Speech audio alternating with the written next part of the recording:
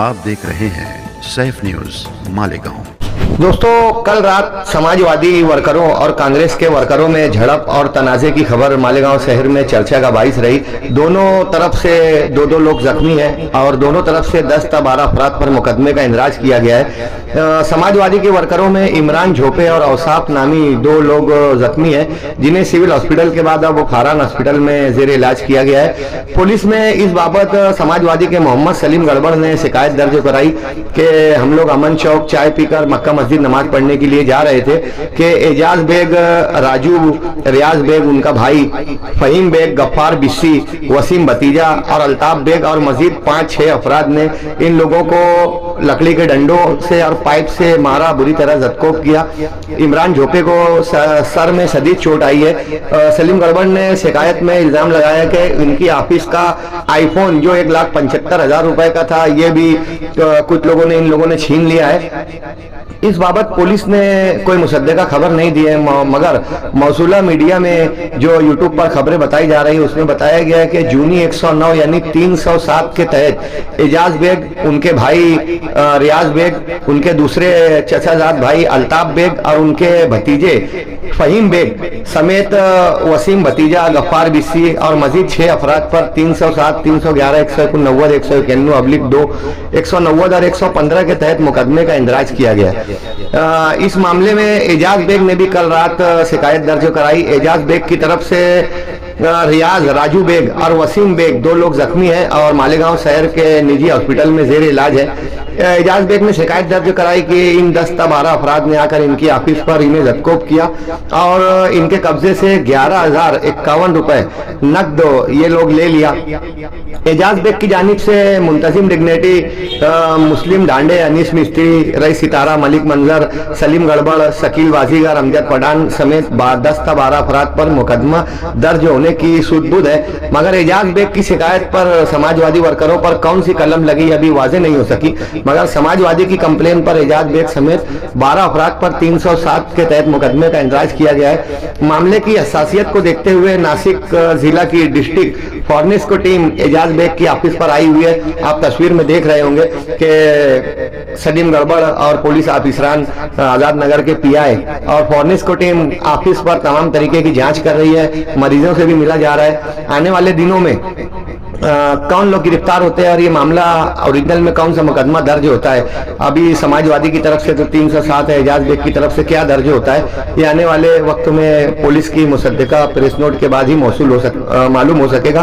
तादमे तहरीर नसरियात अभी तक किसी की, दोनों ग्रुप की जानिब से अभी तक कोई गिरफ्तारी अमल नहीं हो पा रही है।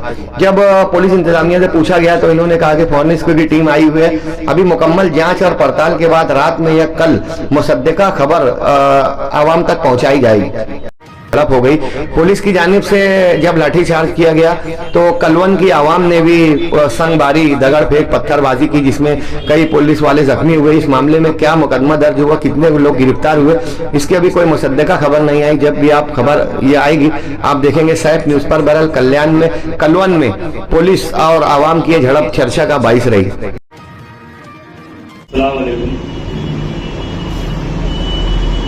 अजीज साथियों, मालेगांव शहर राष्ट्रवादी कांग्रेस पार्टी की जानिब से हम लोग वक्तन फक्तन आपके सामने आते हैं, कभी जलसा लेकर, कभी एहतजाज लेकर, कभी कॉर्नर मीटिंग लेकर।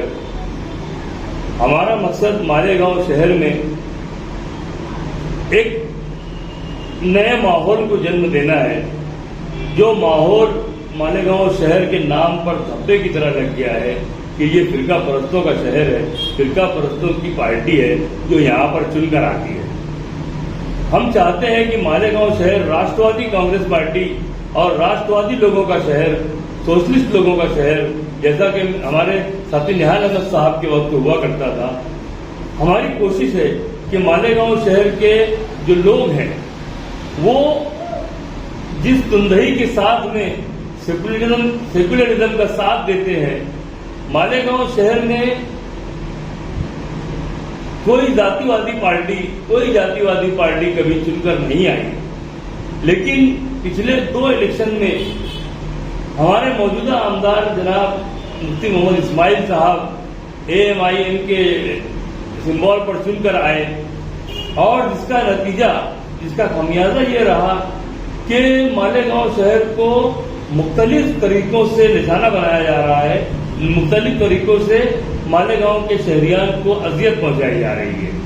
हम चाहते हैं कि ये सिलसिला खत्म हो और मालेगांव शहर का जो सेकुलर नजरिया रहा है वो सेकुलर नजरिए के साथ हम आगे बढ़े और हम मुस्लिम फिरका परस्त और हिंदू फिरका परस्त दोनों को मालेगांव शहर के इक़्तिदार से दूर रख पाए, ये हमारी कोशिश रहने वाली है। और इस कोशिश को कामयाब करने के लिए जिस तरीके से मालेगांव शहर के पावर लूम मजदूरों ने हमारा साथ दिया, पावर लूम मजदूरों के साथ हमने काम लगकर करने की बात की और मालेगांव शहर के पावर लूम कामगारों के लिए कल्याणकारी बोर्ड बनवाना, मालेगांव शहर में लेबर कोड का कयाम अमल में लाना और मालेगांव शहर के पावर लूम मजदूरों को मजदूरी के लिए उनकी जो मजदूरी है उसमें 30 पैसा पर मीटर कम से कम बढ़ा कर दिया जाए। इन मुतालबात को लेकर हम आगे बढ़े और अल्लाह का लाख लाख एहसान और करम है कि हम मजदूर भाइयों से कनेक्ट करने में कामयाब रहे। आज अल्लाह का करम है कि बहुत सारे इलाकों से मजदूर भाइयों के हुजूम और मजदूर भाइयों के जो मसाइल वो हम तक पहुंच रहे हैं और हम लोग मजदूर भाइयों के काम करने के लिए जल्द ही आइंदा एक मीटिंग, एक जलसे का इनेकाद पंजतन चौक और दयाना शिवार के इलाकों में करने वाले हैं और इसके लिए हमारी कोशिश जारी है। हमारी मशवरती मीटिंग, हमारे पार्लियामेंट्री बोर्ड की मशवरती मीटिंग जारी है और उसमें मशवरा करने के बाद किस तरीके से प्रोग्राम किया जाए कि आइंदा मजदूरों को, पावर लूम कारीगरों को उसका फायदा मिले, इसके लिए हम जद्दोजहद करने वाले हैं। इसमें आपका साथ चाहिए, आप हमारे साथ रहें, यही हमारी आपसे अपील है, यही गुजारिश है। पीआई सर ने बताया prevention is better than cure. सही बात बोलिए, शुरुआत मत करना। एक टाइम आप स्टार्ट करेंगे कोई भी व्यसन, छोड़ना बहुत मुश्किल है। मेरा नाम रघुवीर है, मैं बम्बई का पैदाइश हूँ, बम्बई में रहता था, अभी नासिक में हूँ। अभी नसीम भाई ने मुझे यहाँ मौका दिया बोलने के लिए, आपको अवेयर करने के लिए। मेरा नाम रघुवीर, मैं एक शराबी, मैं एक गांजेड़ी, मैं एक चरसी, मैं एक गर्दुल्ला, मालूम है ना गर्दुल्ला? मैं गर्दुल्ला, आग बंद मुंह खुल्ला। मेरे को चिढ़ाते थे लोग पहला ऐसे ही, चोर, लुचक्का, जेल गया हूँ, सब चीज कर चुका हूँ जो आम आदमी करता नहीं है। 2 दिन ड्रिंक एंड ड्राइव, पुलिस वाले ने मुझे पकड़ा था, थाना जेल 2 दिन काट के आया। जुगाड़ के अड्डे पे काम करता था, मैनेजर। ऐसे सब धंधे किए मैंने, ऐसे धंधे किए जिसने शायद किए नहीं हो। पैसे की बारिश गिराना, जमीन में से खजाना निकालना, कुछ सक्सेस हुआ नहीं, लेकिन मैं पागल हो गया उसमें। मेरा जो ये व्यसन था ना 8वीं 9वीं में स्टार्ट हुआ था। कभी हुआ था? 8वीं और 9वीं में। मैं 8वीं में फेल, 9वीं में फेल, 10वीं पास हो गया कॉपी करके, 12वीं में 4 सब्जेक्ट में फेल। ये मेरी स्टोरी थी। मैं ये सब कर चुका जो आम आदमी नहीं करता है। व्यसन, ये व्यसन के 4 हिस्से, कितने हिस्से व्यसन के? 4 है। पहला शारीरिक नुकसान। क्या होता है पहला? इधर ध्यान देना। पहला नुकसान क्या है? शारीरिक नुकसान। दूसरा है मानसिक नुकसान। तीसरा है आध्यात्मिक नुकसान। चौथा है आर्थिक, मतलब फाइनेंशियल। हमें कहा जाता है कि addiction is a family disease, addiction is a dissolving agent. व्यसन के सामने कोई भी आता है, चाहे वो गरीब हो, अमीर हो, कोई भी हो, रिक्शा वाला हो, पुलिस वाला हो, वकील हो, प्रोफेसर हो, कोई भी हो, व्यसन किसको बख्शता नहीं है। हम सारे व्यसनिक लोगों के 2 स्टेशन हैं, एक तो शमशान, नहीं तो पागलपन, मेंटल हॉस्पिटल। मैं लास्ट स्टेज तक गया, लास्ट स्टेज तक। नुकसान बोलते फैमिली डिजीज, मेरे परिवार को नष्ट किया ये व्यसन ने। हमें कहा जाता है कि एक आदमी घर में पीता है लेकिन 25 लोगों की जिंदगी अस्त व्यस्त करता है। शुरुआत घर में होती है। बीवी हो, माँ हो, पिताजी हो, कोई भी हो, फिर अड़ोस पड़ोस, फिर ऑफिस में, धंधे में, स्कूल में नुकसान हो जाता है, पढ़ाई में नुकसान होता है, शारीरिक नुकसान, शराब पीने से लीवर खराब होता है, सिगरेट फूकने से फेफड़े खराब होते हैं, कैंसर हो जाता है।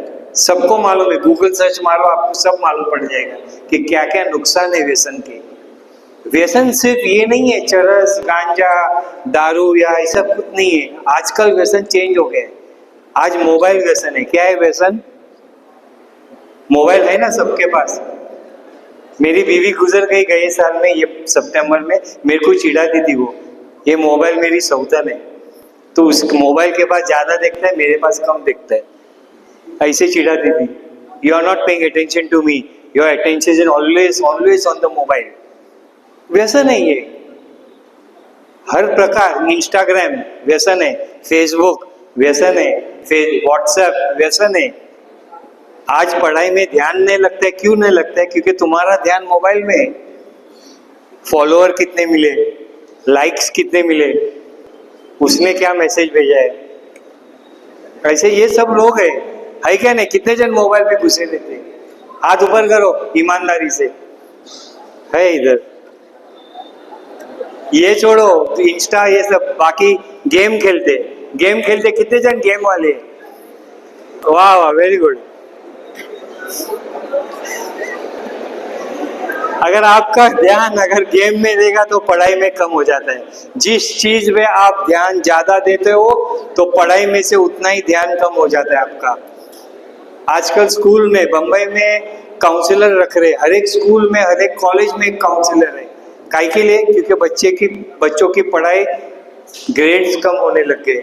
क्यों? बच्चों का ध्यान अलग जगह। आपके प्रिंसिपल बोल रहे थे यहाँ स्पोर्ट्स को एनकरेज करते हैं, वेरी गुड। हमारे टाइम पे हम मारामारी करते थे। क्रिकेट का ग्राउंड आधा एक घंटा पहला जाके स्टंप लगाते थे, हमने ये पिच पकड़ा है, कौन आने का नहीं इधर, उधर जाओ। आज जब मैं देखता हूँ कि स्कूल के बड़े बड़े मैदान खाली पड़े हैं, बच्चे लोग गेम खेल रहे हैं। कौन से गेम? Video game. मैदान में कोई नहीं दिखता है। फुटबॉल बोलो, हॉकी बोलो, बहुत कम है। ये बहुत अच्छा है कि सर आपको यहाँ इंकरेज कर रहे हैं स्पोर्ट्स के लिए। व्यसन अलग 4 क्षेत्र में आपका नुकसान करेगा भाई। आप लोग व्यसनिक नहीं हो।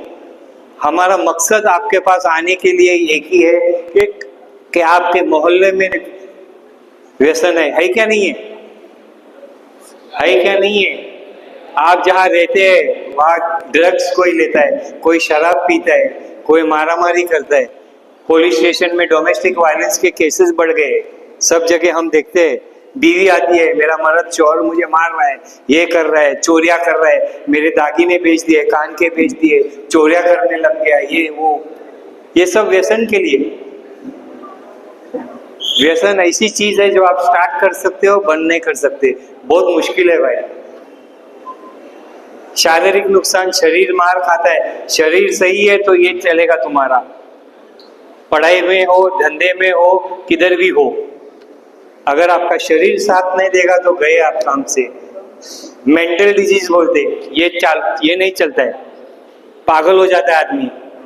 मैं लास्ट स्टेज में गया था, क्रोनिक अल्कोहलिक। पहला, सेकंड, थर्ड स्टेज होता है कैंसर का भी, फर्स्ट, सेकंड, थर्ड स्टेज। अगर आप थर्ड स्टेज पे कोई भी आदमी गया, उस पे से उसको निकालना सिर्फ ऊपर वाला निकाल सकते हैं। मैं वही था, लास्ट स्टेज। छोड़ने की बहुत इच्छा थी, मैं सब ट्राई कर चुका। मैं क्रिश्चियन हूँ, मैं चर्च में गया, फादर लोग ने प्रार्थना की। मौलाना के पास गया हूँ मैं, बैंड्रा रेलवे क्वार्टर में। यूसुफ भाई एक रिक्शा वाला बोला, भाई तू इधर जा, मेरी दोस्त की छूट गई, तेरी भी छुट्टी जाएगी, नहीं तो मर जाएगा तू। गया मैं मौलाना के पास, मुझे छोड़ने की इच्छा थी, सब ट्राई करने के लिए। जो आगुरी तांत्रिक के साथ मैं 4-5 साल निकाला, उसको बोला मेरी शराब छुड़वा, नहीं जमा उसको। सब कोशिश की, डॉक्टर के पास गया, डॉक्टर बोलता था आजा भाई लेट जा, इंजेक्शन बाटली लगाता था, सलाइन इंजेक्शन ठोकता था, ठीक है ये 3 दिन की दवाई ले, बाद में चालू कर तू पीना। अरे मुझे छोड़नी है। हड्डी का प्रॉब्लम हो तो किसके पास जाते? वेल्डर के पास ना, फैब्रिकेशन वाले के पास। किसके पास जाते? ऑर्थोपेडिक ना, आंखों की तकलीफ है तो किसके पास जाते? आंख के डॉक्टर के पास। कान का प्रॉब्लम है कान वाले के पास। हार्ट का प्रॉब्लम है हार्ट डॉक्टर के पास। अभी व्यसन छुड़ाना है तो किसके पास जाएंगे? मैंने सब ट्राई किया। बाबा हॉस्पिटल में एक दिन गया था, वहां मेरे एक दोस्त का बच्चा बीमार था। वहां एक बोर्ड पढ़ा मैंने, मित्रा तुला दारू सोडायची इच्छा है का? तेरे को शराब छोड़नी है क्या? बोला हाँ यार छोड़नी है, कॉल कर। किया कॉल। वो बोर्ड पे जब मैं नंबर दे रहा हूं आपको, यार नंबर देख लो आप, पेन पेपर है आपके पास, लिख लो।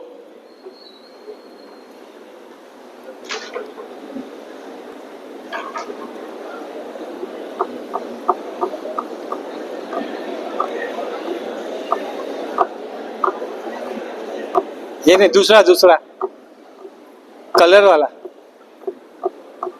ये नहीं दूसरा कलर वाला, नशा मुक्त भारत अभियान।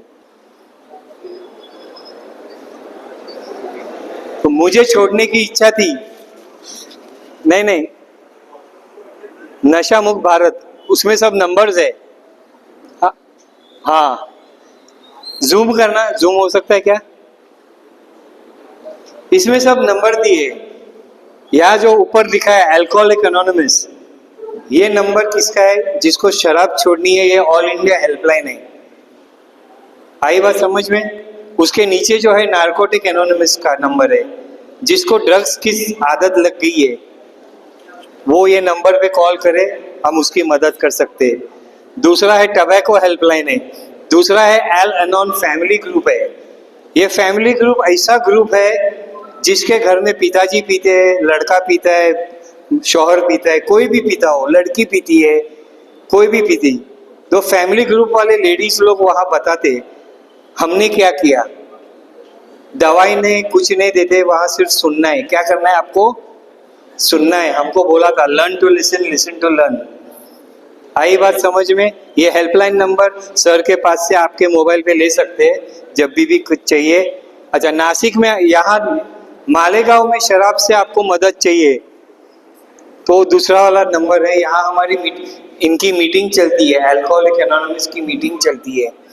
ये देख रहे हैं आप, यहाँ 1.5 घंटे की मीटिंग चलती है, फ्री ऑफ कॉस्ट है। कोई फॉर्म नहीं भरने बोलेगा आपको, कोई पैसे नहीं लेगा आपसे, कोई एड्रेस नहीं पूछेगा, कोई फोन नंबर नहीं पूछेगा। आपको सिर्फ इच्छा चाहिए। क्या चाहिए? छोड़ने की इच्छा चाहिए। आप लोग शराबी नहीं है, लेकिन ये नंबर आप आपके रिश्तेदारों को मालेगांव में या इंडिया में किधर भी हो, ये सब नंबर आप दे सकते हैं उनको। आई बात समझ में? कुछ आ रहा है समझ में? ये हेल्पलाइन नंबर हो गए। अभी शराब छोड़नी कैसी है? जब मैं पीता था तो मैं हमेशा एक ही चीज बोलता था कि कल से छोड़ता हूँ। क्या बोलता था मैं? कल से छोड़ता हूँ, आज से आज पीने दो मुझे। ऐसे कितने तो मेरी साल ऐसे ही गुजर गए। होली आज है, ये होली में मैं पीता हूँ, होली के बाद छोड़ना है। क्रिसमस में पीता हूँ, न्यू ईयर में पीता हूँ, न्यू ईयर के बाद छोड़ना है। तो मेरा प्रॉब्लम एक ही था कि मैं आज नहीं छोड़ रहा था। जब मैं 14 साल पहले मुझे ये मैसेज मिला तो मुझे सिंपल चीज बताई गई, आज का दिन तुझे छोड़ना है, कल नहीं छोड़ना है।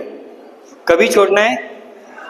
अभी तुम मोबाइल खेल रहे हो, गेम खेल रहे हो, बच्चे लोग क्या बोलते? ठीक है सर, आज का दिन खेलने दो मुझे, कल से छोड़ता हूँ। कभी नहीं आएगा।